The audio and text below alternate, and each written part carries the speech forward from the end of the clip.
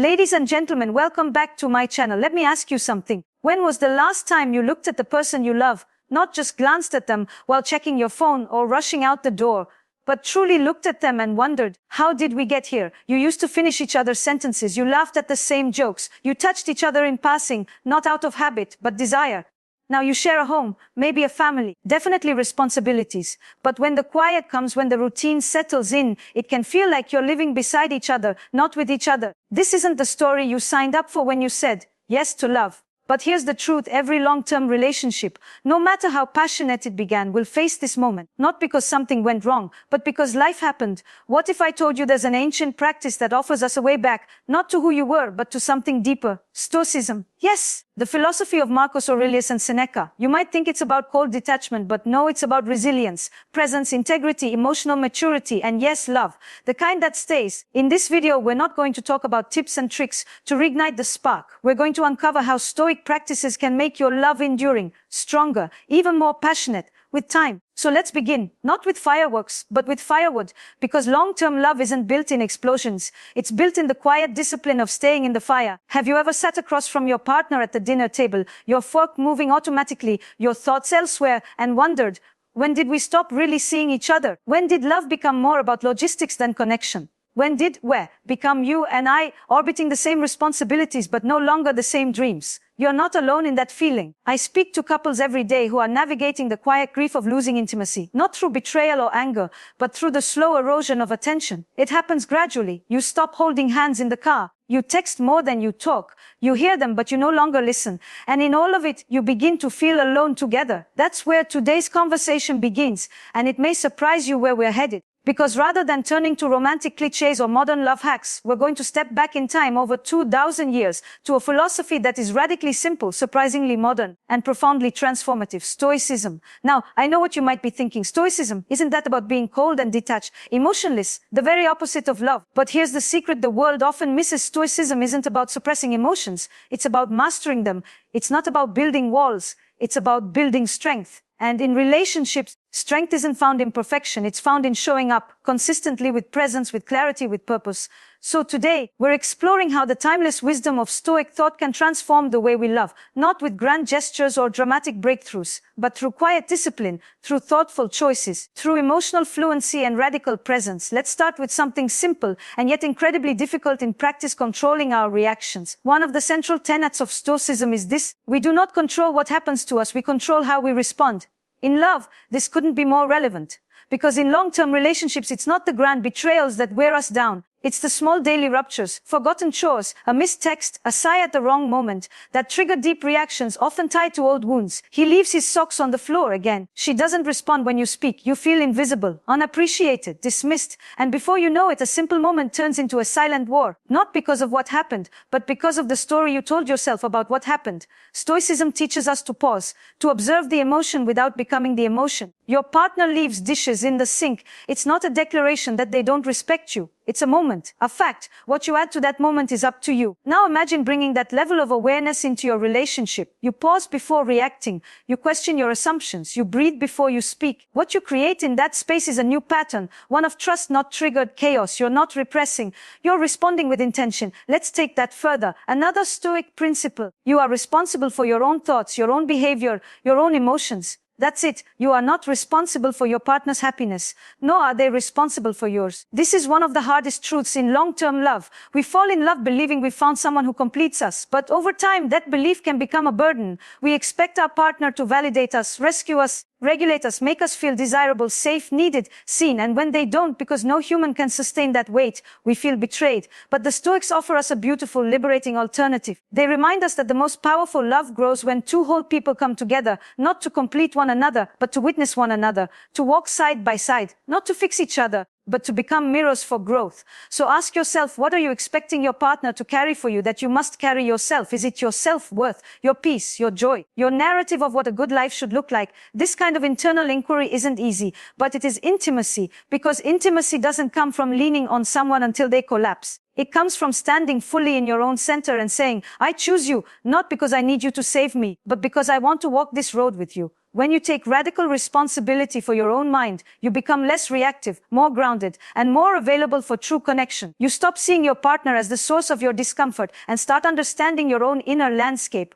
And something miraculous happens. The arguments become shorter, the silences become softer, the space between you becomes less about defense and more about invitation. Now let's talk about presence. Marcus Aurelius wrote, "Confine yourself to the present." And in relationships, the present is where love lives. But how often do we truly live there? We're either ruminating about the past, what they said, what they didn't do, how we used to be, or we're worrying about the future, where this is going, if we're still growing, if we'll make it. Presence is the radical act of choosing this moment, not the version of your partner from last year, not the fear of who they might become, but who they are right now. Try this. The next time your partner walks into the room, notice them. Not the task they didn't complete, not the tension from yesterday. Just notice them, the shape of their shoulders, the sound of their breath, the subtle shift in their expression. That's presence. That's love in action. Stoicism isn't about numbing. It's about noticing. It's about cultivating the discipline to stay with what is, rather than fleeing to what was or what might be. And that presence, moment by moment, is the soil where long-term love takes root. Not grand declarations, not perfect compatibility, but the daily decision to be here. When we stop living in reaction,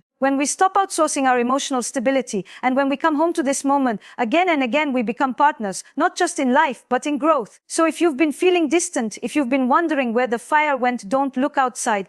Don't blame the years or the kids or the job. Look inward. Ask yourself, how do I react when I'm disappointed? How do I show up when I'm tired? How do I offer presence, not as a gift for them, but as a commitment to my own values? Because love isn't measured in passion. It's measured in presence. And presence is a muscle we strengthen. One breath, one pause, one choice at a time. Now that we've opened this door, let's continue. When we begin to practice presence, something else unfolds that the Stoics understood deeply. Acceptance, not the passive kind, not the kind that says, this is just how it is, I give up, but the kind that sees clearly, without illusion. The kind that says, this is who you are, and I choose to see all of you without trying to remake you into someone else. So many couples spend their energy not on loving each other, but on editing each other. If only he would be more ambitious.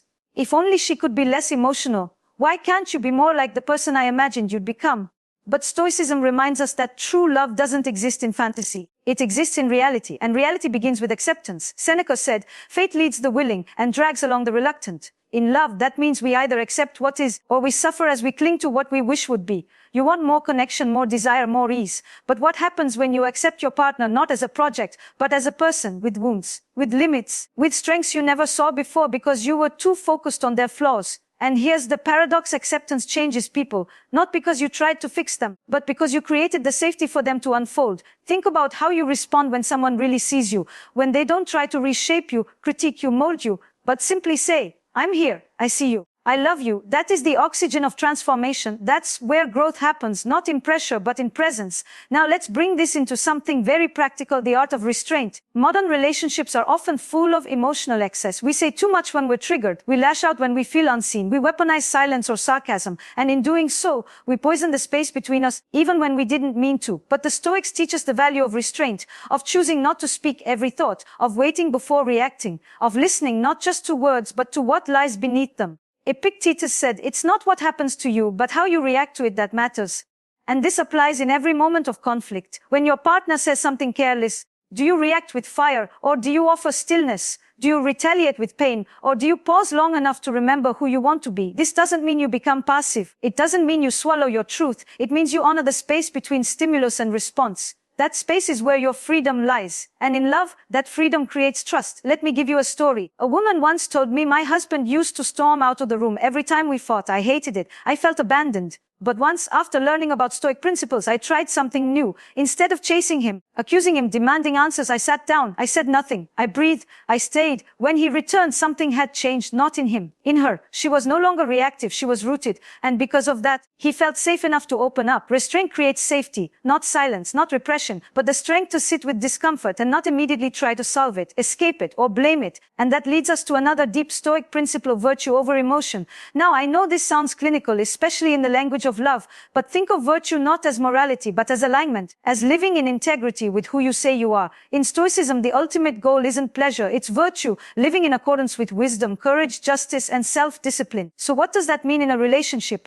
It means showing up lovingly even when you're angry, Speaking gently even when you're frustrated, choosing kindness even when your ego wants revenge. Not because you're pretending everything's okay, but because you've chosen who you want to be, and you stay loyal to that, regardless of how you feel in the moment. This isn't easy, especially in long-term love, where our rawest selves come out, but it's incredibly powerful. Think about it. When you're hurt, your instinct may be to shut down, to punish, to withdraw affection. But what if you paused and asked yourself, what does the highest version of myself do in this moment? That's Stoicism, not suppressing pain, but acting in alignment with your deepest values despite the pain. And when both partners live this way, the relationship becomes a container not just for connection, but for transformation. You don't just stay together, you grow together. You become each other's witness, yes, but also each other's compass. So many relationships fall into patterns of emotional reciprocity. You're cold, so I'm cold. You yell, so I yell. You ignore me, so I pull away. But when one partner breaks that chain, not by controlling the other, but by mastering their own reactions, the pattern changes. You become the source of peace, not the echo of pain. That's what Stoic love looks like. It's not about hiding your truth. It's about revealing it with courage, responsibility, and grace. And sometimes love is strongest when it's quiet, when it's not about proving anything, when it's about doing the next right thing, not for applause, not for results, but because it's who you choose to be. Now let's talk about expectation. So much suffering in love comes not from what our partner did, but from the expectations we had about what they should have done. He forgot our anniversary. She didn't say thank you. He wasn't as affectionate as you hoped. She didn't notice your effort. And the story begins. If they loved me, they would have a... But is that true? The Stoics teach us to examine our expectations, to ask, is this expectation fair? Is it rooted in reality or in fantasy? In love, most disappointment comes not from failure, but from unrealistic scripts. You expected your partner to read your mind, to know what you need without saying it, to heal wounds they didn't create, and when they fail, you resent them. But what if you released the script? What if you allowed your partner to show love in their language, not yours? What if you communicated your needs without resentment? The freedom that comes from this is immense. Because suddenly, love is no longer a test, it's a dance. It's not about meeting standards, it's about meeting each other. When you release expectations, you create space for reality. And in that space, you may find something better than fantasy. You may find truth, you may find tenderness, you may find love not as you imagined it, but as it is, honest, flawed, sacred. And here's where Stoicism becomes not just a practice, but a path, a way of showing up, a way of living, a way of loving that isn't dependent on moods or circumstances, but on choice. You choose presence. You choose restraint, you choose responsibility, you choose virtue over emotional chaos, and you do it not because it's easy, but because love is worth it. Not just the romantic kind, but the enduring kind, the kind that grows deeper with time, the kind that burns steady, not bright, the kind that says, I see you, all of you, and I choose to stay, not because I need you, but because I want to walk with you. That's the kind of love Stoicism invites us into. Not a love without emotion, but a love with emotional mastery. Not a love without struggle, but a love that grows stronger because of struggle. And the beautiful part, it's available to all of us, no matter how disconnected you felt, no matter how distant things have become. The path back to connection isn't out there, it's within you. Let's keep walking that path. There's a quiet dignity in choosing love, not as a reaction, but as a decision, not because it always feels good, but because it aligns with your values. That's what the Stoics teach us in one of their most profound insights, Amor Fati, the love of fate. To love your fate means to embrace not just what is easy or desirable, but what is the mess, the tension, the boredom, the complexity of sharing your life with another human being who is not always easy to love, and neither are you. But when you stop waiting for your relationship to become perfect, when you begin to love not just the highlights, but the mundane moments, the cracks, the disappointments, you are finally in relationship with reality. And real love only grows in reality. So what happens when you practice Amor Fati in your relationship? You stop asking your partner to be someone else. You stop fighting what is. You begin to work with the relationship instead of against it. You begin to see the daily struggles not as signs of failure, but as invitations to go deeper. She's withdrawn. You don't try to force her open. You sit with her silence. He's distracted. You don't scold. You invite his attention with your presence. You don't avoid the discomfort. You hold it. You breathe through it. You let it teach you something about your own edges. And in doing that, you practice what I believe is one of the highest forms of love. Compassion without control. Stoicism isn't about eliminating emotion. It's about taking responsibility for your own. You're no longer blaming your partner for your emotional landscape. You're navigating it yourself, and that allows you to hold space for theirs.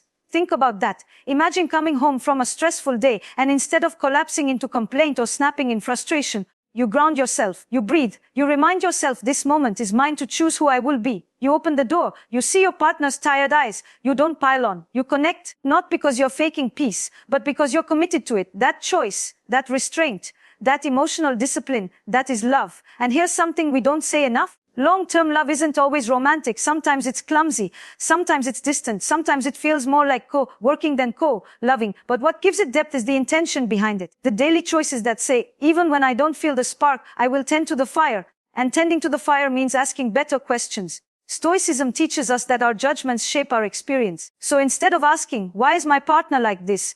Ask, what can I learn from this moment? Instead of thinking she never appreciates me, ask, have I expressed my needs clearly, or am I hoping to be rescued from my own silence? Instead of saying, he's so disconnected, try, where have I disconnected from myself? And what might change if I became more present? These aren't easy questions, but they are transformative because they shift your focus from blame to agency, from helplessness to leadership, from hoping to be loved to being loved. And that brings us to a final truth the Stoics whisper in our ears. If we're quiet enough to hear it, everything is impermanent. Your partner, your youth, your routines. Even this moment. Now that might sound like a threat, but it's not. It's a gift because when we accept impermanence, not as a tragedy, but as a truth, we begin to love with urgency, with tenderness, with presence. We stop waiting for the perfect time to say, I appreciate you. We stop assuming we'll always have tomorrow to hold hands, to share a slow meal, to say, I'm sorry, or I forgive you, or let's try again. The Stoics remind us you could live life right now. Let that determine what you do and say and think. This isn't morbid. It's clarifying. It reminds you that this relationship, the one you're in right now, isn't a rehearsal. This is it.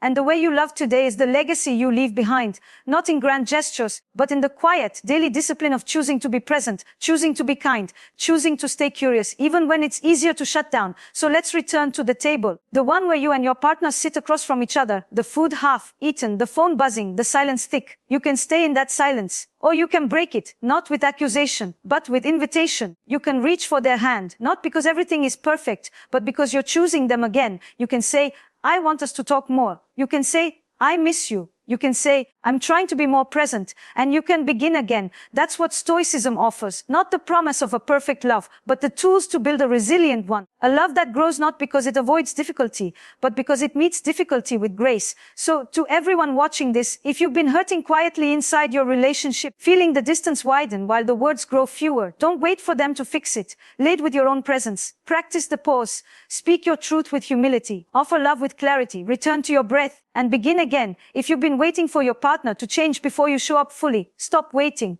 Show up now, not for them, for you. Because the more whole you become, the more love you have to give. Not the needy kind, but the steady kind. The kind that anchors, the kind that notices, the kind that listens. And yes, the kind that lasts. Long-term love isn't about avoiding pain. It's about learning how to suffer well together, how to stay in the room when it's hard, how to hold space when the words don't come easily, how to forgive without forgetting who you are. And that is what makes it sacred. So if this conversation stirred something in you, I invite you to take a quiet moment after this video ends. No dramatic declarations, just a breath, a question, a soft look toward the one you love. Maybe it starts with, can we talk? Or maybe simply, I'm here, because the work of love is never done, but it is always worth doing. And if this video spoke to you, if it made you feel seen, or reminded you of something you forgot you needed, leave a comment. Tell me how Stoicism might change the way you love. I read everything, and I respond because this space we share is also a relationship. And if you want more conversations like this, subscribe to the channel. Share this with someone who might need a gentle reminder that love is not lost. It's just waiting to be tended. Thank you for being here. Thank you for listening. And above all, thank you for choosing love again and again and again. There's something deeply human about our desire for permanence. We long for things to stay good, stay passionate, stay effortless. We think love should be a straight line, not a winding path, but love, especially the kind that endures, was never meant to be linear.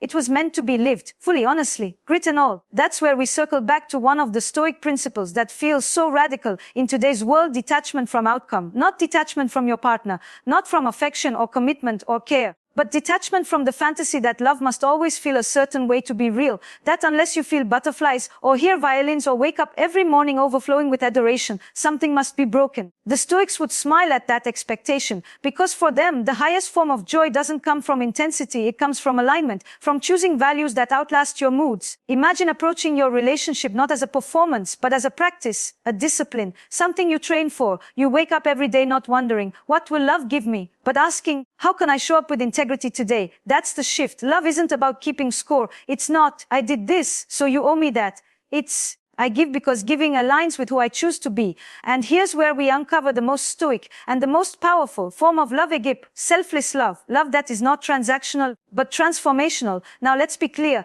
This doesn't mean you abandon your needs or become a martyr. Stoicism is not about neglecting yourself for the sake of another. In fact, it's quite the opposite. It's about cultivating such inner clarity, such emotional regulation, such a deep sense of your own center, that you no longer need your partner to behave a certain way in order for you to remain rooted in love. You're not begging for attention. You're offering it. You're not demanding affection. You're creating an atmosphere where it can rise naturally. You're not molding your relationship to fit a cultural standard. You're crafting something sacred that only the two of you understand. It's the difference between control and creation. And when you let go of control, not because you don't care, but because you do, you begin to create a love that breathes, a love that bends but doesn't break, a love that's resilient because it's not tied to fantasy. It's rooted in choice. That choice, by the way, is your power, because in every relationship, there will be moments where passion wanes. There will be seasons of frustration, of silence, of doubt. And in those moments, you don't fall back on chemistry. You fall back on character. Who are you when it's hard? Who are you when you feel misunderstood? Who are you when you're not getting what you want? Stoicism challenges you to ask those questions, not to shame yourself, but to meet yourself. And from that place of self-meeting, something beautiful can grow. Grace. Grace for your own limitations. Grace for your partner's flaws. Grace for the messiness of intimacy. We're so quick to analyze our relationships, to diagnose them, dissect them, decide whether they're worth the effort. But what if we paused just for a moment and offered grace instead of judgment? What if instead of asking, is this relationship making me happy, you asked, am I bringing happiness to this relationship? What if instead of wondering whether your partner still desires you, you leaned in and became someone who inspires desire? That's not about changing your appearance or putting on a performance. It's about embodying presence, integrity, playfulness. It's about becoming so full of your own light, so rooted in your own peace, that your partner feels drawn to you, not because you're demanding it, but because you're radiating it.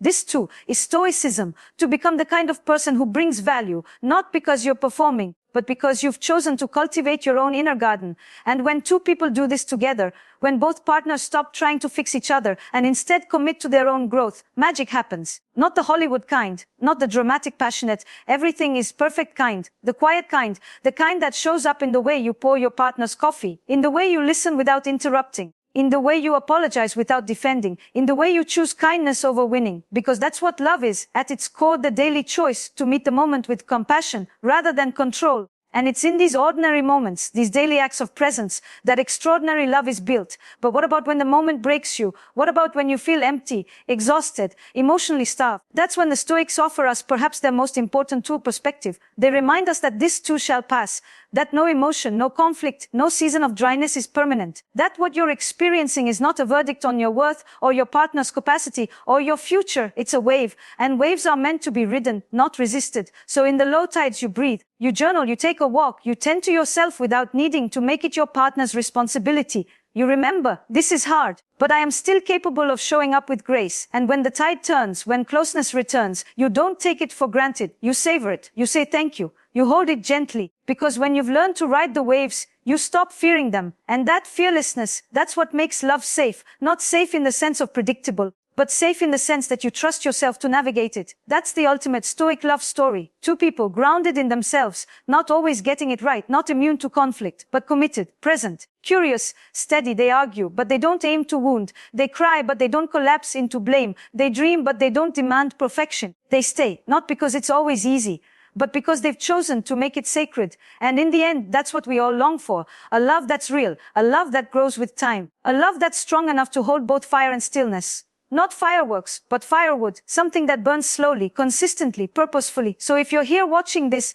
and something inside you is whispering, I want that though, I hope you'll take this as your invitation, not to fix your relationship overnight, but to become the kind of person who makes long-term love possible. One choice, one pause, one act of compassion at a time. There's a moment, quiet, barely noticeable, that happens in every lasting relationship. It's not the first kiss, not the first time you say, I love you, not even the first time you survive a major argument. It's quieter than all of that. It's the moment when you stop asking, what am I getting from this? And start asking, who am I becoming in this? That's the heartbeat of a Stoic love. Because in the end, your relationship is less about what your partner gives you and more about what your relationship calls forth from you. Your tenderness, your patience, Your resilience, your courage to speak, your ability to hold space for someone else's complexity, even when it challenges your own, and when you begin to see your relationship not as something you possess, but as something you practice, everything changes. You're no longer obsessed with certainty. You become committed to curiosity. You're no longer afraid of discomfort. You meet it with presence. You're no longer addicted to being right. You discover the freedom of being real. And real love, the kind that lasts, is never about always feeling close. It's about continuing to reach across the space, even when it stretches further than you'd like. So if you've ever thought, we don't talk like we used to, or I don't feel seen anymore, or I love them, but I don't always like them, you're not broken, you're just human. And maybe, just maybe, your relationship is inviting you into a deeper layer of love, not the intoxicating early chemistry, but the seasoned intimacy of two people who have chosen to stay, who know each other's flaws and continue to choose presence, who see each other's limits and respond with patience, who grow, not in perfect harmony, but in shared rhythm. One of the most powerful exercises in Stoicism is negative visualization. You imagine losing the very things you love, not to make yourself anxious, but to awaken gratitude. Imagine your partner not being there tomorrow, the way they laugh at something you don't find funny, the way they leave their shoes by the door always, the way they hum under their breath when making coffee. Those small, seemingly insignificant details, the ones you often overlook, suddenly become sacred, and you realize love was never about dramatic moments. It was built in these tiny, ordinary rituals,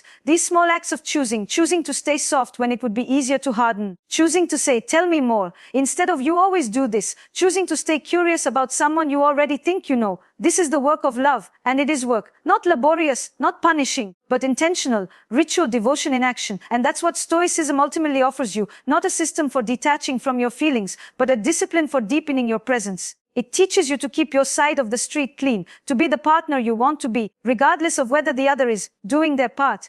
Not because you're willing to be walked over, but because you refuse to walk away from your own values. When one person in a relationship raises their standards not outwardly but inwardly, the whole dynamic begins to shift. You become less reactive, more grounded, less demanding, more expressive. And in that shift, something sacred happens. Love starts to breathe again. It becomes less about who said what and more about who held space. It becomes less about who's to blame and more about how you repair. It becomes less about needing to feel in love and more about learning to be loved. So what does that look like practically? It looks like taking 5 minutes every morning to center yourself before speaking to your partner. So you're not greeting them from stress but from presence. It looks like noticing your tension before projecting it onto them. It looks like saying thank you more often, even for things that are expected. It looks like apologizing for your tone, not just your words. It looks like softening your eyes when you feel tempted to judge. It looks like reaching across the bed, even when your pride says, don't. These aren't grand gestures, they're quiet revolutions. And when done consistently, they build the kind of love that weathers storms.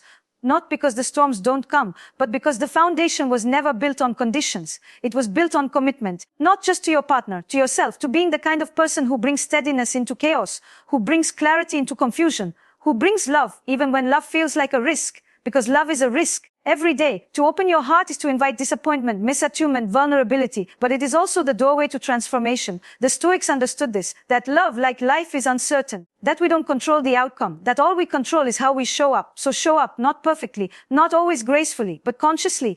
Let your love be a practice, not of perfection, but of presence. Let it be the place where you return to yourself again and again so that you can meet your partner, not from longing or lack, but from fullness. Let it be a sacred ground where you both stumble and rise, learn and forget, disconnect and rediscover. And let it be something you choose every single day. Because in the end, the question isn't, did we stay together? The real question is, who did I become because I loved this person? And if you can answer that with pride, with softness, with strength, with an open heart, then you have loved well. And that, my dear friends, is the legacy of Stoic love. Thank you for staying with me through this journey. If this message stirred something in you, if you're walking back into your relationship now with new eyes, with a fuller heart, I invite you to share your experience in the comments. This channel isn't just about listening, it's about connection. Your story matters. And if you found value here, if you want more conversations about love, intimacy, emotional growth, and the wisdom of ancient philosophies, please like this video, subscribe, share it with someone who needs a quiet nudge back to presence. Here's to love, not the kind that burns out, but the kind that burns steady. Here's to presence, to peace, to passion that matures instead of fades. And above all, here's to choosing love again and again, with open eyes and a brave heart. I'll see you soon.